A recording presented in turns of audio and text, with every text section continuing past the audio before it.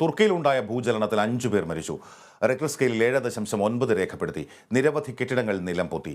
തുടർചലനങ്ങളിൽ സിറിയയിലും കനത്ത നാശനഷ്ടമുണ്ടായി. കരിഷ്മ ആന്റണിയാണ് വാർത്ത റിപ്പോർട്ട് ചെയ്യുന്നത്. ഭദ്രാചന്ദ്രൻ. ഭദ്ര, തുർക്കിയിൽ എന്താണ് സാഹചര്യം? അതുപോലെ സിറിയയിലും തുടർചലനങ്ങൾ ഉണ്ടായി എന്ന വാർത്തയാണ് വരുന്നത്.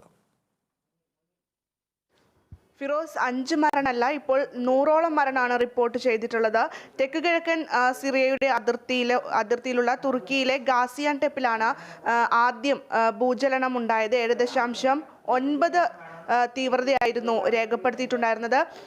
ഇതിൻ്റെ ഒരു പ്രകമ്പനം അത് 10 നഗരങ്ങളിൽ അനുഭവപ്പെട്ടു എന്നാണ് സിറിയയിലെയും അതുപോലെ തന്നെ തുർക്കിയിലെയും അധികൃതർ നൽകുന്ന വിവരം. അതുപോലെ തന്നെ ഇപ്പോൾ 100-ലധികം കെട്ടിടങ്ങളാണ് തകർന്നിട്ടുള്ളത്. ഇതിലെല്ലാം ആളുകൾ കുടുങ്ങിക്കിടക്കുന്ന ഒരു സാഹചര്യമുണ്ട്. ഇവരെ രക്ഷപ്പെടുത്താനുള്ള തീവ്രമായ ശ്രമത്തിലാണ് സിറിയയിലെയും അതുപോലെ തന്നെ തുർക്കിയിലെയും അധികൃതരെല്ലാം തന്നെ ഇപ്പോൾ ഉള്ളത്. സിറിയയിലെ ആഭ്യന്തര മന്ത്രി ഇക്കാര്യത്തിൽ വിശദാംശങ്ങൾ നൽകിയിട്ടുണ്ട്. അതായത് രക്ഷാപ്രവർത്തനം തുടരുകയാണ്. നമുക്ക് ദൃശ്യങ്ങൾ കണ്ടാൽ തന്നെ അറിയാം, അത്തരത്തിലുള്ള വലിയ രീതിയിലുള്ള നാശനഷ്ടമാണ് തുർക്കിയിലും സിറിയയിലും അതുപോലെ തന്നെ 10ഓളം ഇസ്രായേൽ, ലെബനൻ തുടങ്ങി നിരവധി നഗരങ്ങളിൽ ഉണ്ടായിട്ടുള്ളത്. ഇത് രാത്രിയിലാണ് ഇത്തരമൊരു ഭൂചലനം ഉണ്ടായത് എന്നതുകൊണ്ട് തന്നെ ആളുകൾക്ക് രക്ഷപ്പെടാനുള്ള ഒരു സാഹചര്യം പോലും ഇല്ലാതാകുന്ന ഒരു സാഹചര്യമായിരുന്നു ഉണ്ടായിരുന്നത്. മാത്രമല്ല ബെയ്റൂട്ടിൽ അതായത് ഭൂചലനത്തിൻ്റെ ഒരു പ്രകമ്പനം ഉണ്ടായപ്പോൾ പല ആളുകളും വീട് വിട്ട് ഇറങ്ങി ഓടുന്ന ഒരു സാഹചര്യം കൂടി ഉണ്ടായിരുന്നു. എന്നാൽ സിറിയയിലും തുർക്കിയിലുമുള്ള ആളുകൾക്ക് അത്തരത്തിലുള്ള ഒരു സാഹചര്യം നഷ്ടപ്പെടുകയാണ് ഉണ്ടായത്. ഏകദേശം 40 സെക്കൻഡ് നേരം ഈ ഒരു പ്രകമ്പനം ഉണ്ടായി എന്നാണ് അറിയാൻ സാധിക്കുന്നത്. മാത്രമല്ല ആദ്യം ഭൂചലനം 7.8 തീവ്രത രേഖപ്പെടുത്തിയ ഭൂചലനം ഉണ്ടായി. അതിന് പിന്നാലെ തന്നെ തുടർചലനം ഏകദേശം ഒരു 11 മിനിറ്റിന് ശേഷം മറ്റൊരു തുടർചലനം ഉണ്ടായി. അത് 6.7 തീവ്രതയായിരുന്നു രേഖപ്പെടുത്തിയിട്ടുണ്ടായിരുന്നത്. ഫിറോസ്, ഇതിൽ ശ്രദ്ധിക്കേണ്ടത് കഴിഞ്ഞ ഒരു 1999-ലും ഇത്തരത്തിലൊരു വലിയ ഭൂചലനം തുർക്കിയിൽ അനുഭവപ്പെടുന്ന ഒരു സാഹചര്യം ഉണ്ടായിരുന്നു. അന്ന് 18,000-ലധികം ആളുകൾക്കായിരുന്നു ജീവൻ നഷ്ടപ്പെട്ടത്. കണക്കനുസരിച്ച് 200ഓളം കെട്ടിടങ്ങളും തകർന്ന ഒരു സാഹചര്യം ഉണ്ടായിട്ടുണ്ടായിരുന്നു. അതിന് പിന്നാലെയാണ് ഇപ്പോൾ ഇത്രയും വലിയൊരു ഭൂകമ്പം സിറിയയിലും തുർക്കിയിലും അനുഭവപ്പെട്ടിട്ടുള്ളത്. ഭദ്ര, നമുക്ക് മനസ്സിലാകുന്നത് നിരവധി പേർ ഇപ്പോൾ തകർന്ന കെട്ടിടങ്ങൾക്കടിയിൽ കുടുങ്ങിക്കിടക്കുന്നു എന്നാണ്. രക്ഷാപ്രവർത്തനം എങ്ങനെ പുരോഗമിക്കുന്നു ഭദ്ര?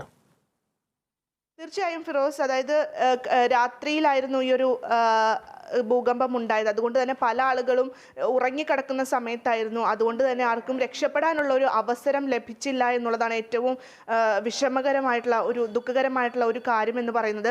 അതുകൊണ്ട് തന്നെ പല ആളുകളും, സ്ത്രീകളും കുട്ടികളും അടക്കം രക്ഷപ്പെടാൻ കഴിയാതെ കെട്ടിടങ്ങൾക്കുള്ളിൽ ഇപ്പോഴും കുടുങ്ങിക്കിടക്കുകയാണ്. നിലവിളികളും അതുപോലെ തന്നെ എല്ലാം ഉയരുന്നുണ്ട്. അതുകൊണ്ട് ഇപ്പോൾ സിറിയയിലെയും തുർക്കിയിലെയും മറ്റ് നഗരങ്ങളിലെയും എല്ലാം തന്നെ ഡിഫൻസ് ഉദ്യോഗസ്ഥരെല്ലാവരും ഈ പ്രദേശത്ത് വന്ന് തിരച്ചിൽ നടത്തുന്നുണ്ട്.